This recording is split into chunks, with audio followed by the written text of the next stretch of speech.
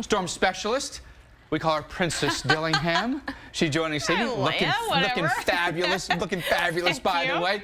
Amazed at where we're tapping all this moisture from way out in the Pacific. Right, all the way to the Pacific. So you're taking a look at the water vapor satellite here. This is a 12-hour loop, so you can just see all of this moisture coming straight off of the Pacific. And we're looking at this in the mid levels of the atmosphere, potentially 4,000 to 5,000 miles worth of this. I'm going to call it an atmospheric river. Now, we have specific definitions for atmospheric river, but I think this might qualify. It's pretty darn close, and that's a lot of real estate there to travel through, and it's bringing the rain, and it's been unpleasant for a lot of people in the east today. It really has been. You know, some areas, Trenton, New Jersey, you set a record rainfall, daily record rainfall today. Islip, New York set a record warm low, only dropped down to 42 last night, and that's just kind of the same storybook that we've been reading out of lately. The southeast, Athens, Georgia broke a 124-year-old rainfall record today. Wow. So just incredible of the moisture that we've been seeing. New York, good news is for you, you're finally clearing out. You and Philly starting to dry out, and that's good news. But Boston, you still got some of the rain showers. And Mike, unfortunately, the airport delays, they backed up earlier today. Philly's still sitting at over 2 hours in, JFK about an hour and a half. So some of our evening flights are going to be a lot. They're going to end up giving red eyes for some people, unfortunately. Yeah, they're going to be pushed back quite a bit, if not maybe even canceled. They might be canceled already, depending on where you are. So let's take a look and see where this rainfall is going over the next 12 to 24 hours, kind of put this in motion. We'll slowly start to see everyone clear out. You're going to notice a little bit of a cool down behind this, and those cooler temperatures are going to keep building in as we go into the weekend. And you see Bangor, Maine, you're starting to clear out by around overnight tonight, around 2 to 3 in the morning, and those showers will continue to push out. So you should wake up to clearer conditions in the morning. But you took a look there at the very end of that, you see some blue developing. Very sneaky here. Yeah. Lake effect snow, huh? Yeah, maybe a little bit of lake effect snow, a couple of inches possible. So they, it's been kind of a quiet year, but the lakes are still unfrozen because it's still pretty warm up there. But now they're getting some cold air, and that just really gives you that moisture source that you need to get those snow showers. Western New York has had very little snow so far this year. Buffalo, in fact, we've had no measurable snow. We're still waiting for Buffalo, to finally get your snow. And look up here at the Northeast, even all the way down to Atlanta. They don't really need the rainfall. They're well above average, but New York and Boston, you're about 10 inches below average, so you did need the rain. So that's good news for you that you're getting some better rain showers out of this system. And there's your timing for New York City, staying overcast with the overnight hours, but again, that rain's starting to diminish, which is good. And one thing I noticed on this forecast is look how mild it is. I know. Temperatures overnight in the 50s. That's crazy. Above where we should be for afternoon highs. Well, hasn't been much need for coats. Questions this evening. Meteorologist Ryan Davidson going over those questions. Who you got up first? Gabe has a very good comment from earlier. All right, Gabe, lay it on us, bro. My question is, who has to clean the lab? I have a feeling that someone, namely me, is going to be working overtime tonight, too. I wanted to say I have photo evidence. That I have... CJ! Maybe I feel like Humans working there. I feel like I probably upset a few coworkers tonight, and I apologize. So I had that done. Is that vacuum crack that I see right there? Vacuum something. Wow. I had that very thing done to my attic. And, I already had a good bit of insulation, but I had them blow in another 2 feet of insulation. Yeah? I have never paid more than 50% of my highest bill. It really since works. having had that done. Wow. And it's fun to do. And it's fun, right? If you do it, I thought that was pretty cool. I did mine in August. That was a horrible time to do it. How quickly did you make your money back? There's an initial investment up front, maybe a few $100, right? Yeah, I think it cost me how much did you make? It cost me about $600, and I think I probably made it back inside of a year easily. Really? Yes. Wow. Yeah. So if you have that money to put up front, you're going to make it back quickly. Yes. So there's definitely an advantage to it. All right, next up. Next comment is from Aladdin. Comment from Aladdin. My natural gas usage in November was 41% below last November. I'm in Ann Arbor, Michigan. Makes perfect sense. Exactly. It's been so mild across the Midwest, the Ohio Valley. We had a really cold November last year for the U.S.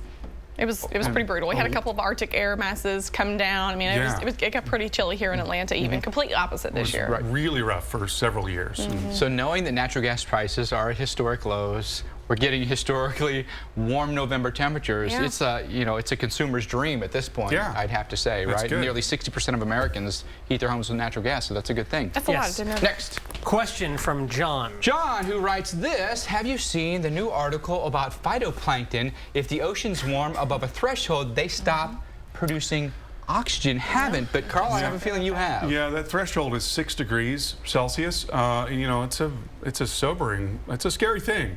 to be honest with you, because they basically just start to die off and they stop producing oxygen, and obviously we need oxygen. And that's what we need them for. It's kind of important. And it's like regardless of the reason why, warm is warm is warm is warm. It doesn't matter what caused it or why, what you believe or don't believe. It's like if it's warmer, it's still going to have an effect no matter what caused it. Well, see, I would take issue with you there, because I do think that the reason why is really, really important, and I think a lot of people want to avoid the reason why, and I think we have to address the reason why. I think it's a huge part of this conversation. Well, no, I don't. I just mean that. I just mean in the sense that even if you don't agree on why it happened, the fact is you have to do something to prevent what is happening. You know what I'm saying? It's like you have to act and do something, whether or not we agree on what caused it. Something has to be done because the warming has happened. But you got to agree on what caused it to do something. Maybe. I guess. Is it in our human nature, though, to not admit when we've done something wrong? Oh, absolutely. From when we're little itty-bitty kids to adults, we don't admit when we've made a mistake. And in this case, have we made a mistake by putting so much pollution in the atmosphere? And this goes way back in the human psyche. When you think about it, it's even in our language. When we say something is an act of God, that's because we have always had things happen that are outside of our control, and now we're controlling the environment, and that's new in the human experience. And we have been doing this for over 200 years, so it's been a while. It's not like it happened overnight. We've got to realize it's... You've got to point the finger back at ourselves sometimes. Unleashing some rain for you this evening. Storm Specialist Sarah Dillingham here to run you through it. Yeah, we've got this big plume of moisture that extends all the way down into the tropics. The upper level low that this is associated with, way up here in central and eastern Canada. Yeah, it really was on the move and took off, right? Just incredible. And this is actually the old system that caused echo over the last couple of days. So it's nice to kind of see that finally getting on and out of here. But it made quite the mess of the eastern U.S. today as it moved along with the travel delays there. We had about anywhere from 1 to 3 inches in some spots here in the southeast earlier today.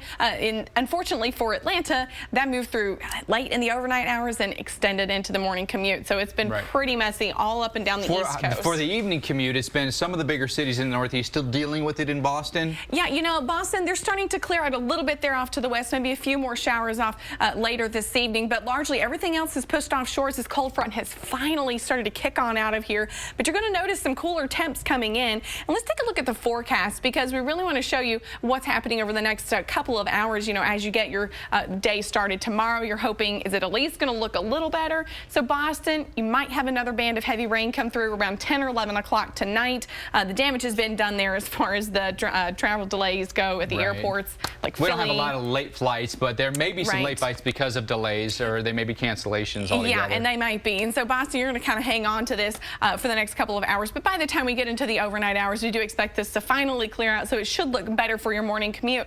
But Mike, take a look at this. You see those little areas of blue there starting? Now that's interesting right there. We haven't seen a lot of lake effect snow this year, but here it comes, huh? Yeah, we really haven't. We've got some lake effect snow advisories here just east of Lake Erie and Lake Ontario, and you can see maybe a few little spotty snow showers, maybe a little bit of lake effect there on northern parts of Lake Michigan, but this is probably the first chance that they're going to see maybe some snowfall in the Buffalo area because they've been waiting. Still the latest snowfall on record. So a little bit of snow begins overnight tonight, lasts through tomorrow morning at least? Yeah, at least through tomorrow morning. All right, Sarah, thank you very much. Coming up next here on Weather Underground, the dark side of weather that even has us shaking our heads. Hey, let's play a little pinball. Who invited a stormtrooper to play pinball? What? This is my game. Get out. Now answering your questions here on the show in a segment we call Sounding Off with our experts. Han Solo, a.k.a. Ryan Davidson, going through Twitter, finding your questions this evening. Ryan, who you got? First one is from Angie. Angie, who writes this, is it going to snow in Austell this year? By the way, watching your show, Austell, Georgia? Austell, Georgia. Wishful thinking. I bet on new. We're looking for temperatures, what, about 70 degrees? Yeah. Around Christmas time, so. You never know. I mean, maybe we'll get a blast of cold, but it sure doesn't seem like the type of year. Yeah. I mean, it's pretty tough to get snow in Georgia. As it is, yes. In December anyways. Yes. Now you're talking about record heat. So, all right, next question this evening. Speaking and this of one snow. Tonight, this one comes from? Rose. From Rose. We're looking for snow in Alderaan All the That's a wrong. Star Wars Oh, reference. all the wrong It's a good places. bad pun. Thank you, Carl. That's a good bad pun. I got you. We're You're looking right. That for- is a good bad pun. Yeah, I thought that was good. You really got to be a Star Wars fan to get that one. That's I would for definitely sure. have missed that one. All right, let's get another one in this This evening. one comes from Drew. From Drew, who writes, with so many contributing factors to rising global temperatures, do you believe a difference can be made? You know, this is interesting because I'm actually an optimist when it comes to this. You know, I do believe that we'll end up doing the right thing. Winston Churchill once said that Americans always do the right thing after exhausting all of the possibilities. So I think that we can get there. And in fact, there is a really good project. It's called the Solutions Project. And it involves Professor Mark Jacobson from Stanford University. And they think that we could get to 100% renewables by 2050. And they've got a very detailed plan for all 50 states to do that. Wow. And you know what's also interesting, going back to World War II, is that when we were attacked in Pearl Harbor, Roosevelt went to his people and he said, all right, I need you to get on this right away.